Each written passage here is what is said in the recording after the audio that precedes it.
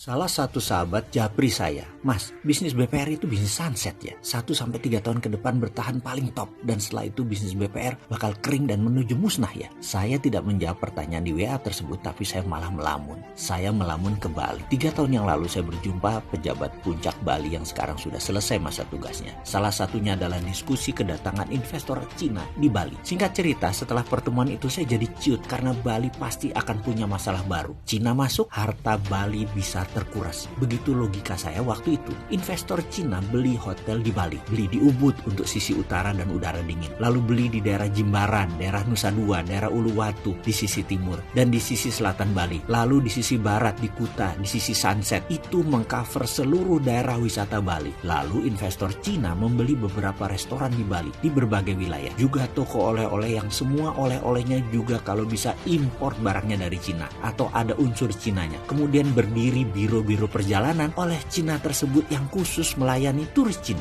Mulai dari turun pesawat, naik bus, ke hotel, makan di restoran, sampai oleh-oleh, lalu balik lagi ke bandara dan ke pesawat, ke Cina. Semuanya datang dari poin-poinnya adalah milik mereka sendiri, milik Cina. Mereka membayar pakai Alipay. Jadi sebenarnya duit tidak beredar keluar dari Cina. Hanya buat OPEX, Operation Expenditure di Bali saja uangnya keluar. Bayar gaji karyawan dan membeli bahan supplier hotel dan restoran saja. Tidak lebih 20% dari nilai turis tadi spending. Sisanya balik ke Cina lagi. Pintar ya Cina? Atau kita yang geblek? Kita perdalam khususnya Alipay yang muter balik uang ke Cina Tiongkok semuanya. Bagi Cina, Alipay adalah cara untuk uang tetap beredar di Cina walaupun warganya keluar dari Cina. Dan bagi pengusaha Cina, penting untuk membuat ekosistem uang Cina beredar tadi. Beli aset dari hulu ke hilir. Jadi Indonesia yang dipakai itu hanya kedapatan 20%. Indonesia dapat apa lagi? Ya dapat tai sama kencingnya orang Cina Tiongkok tadi. Dah itu doang. Alipay sekali lagi adalah alat bayar digital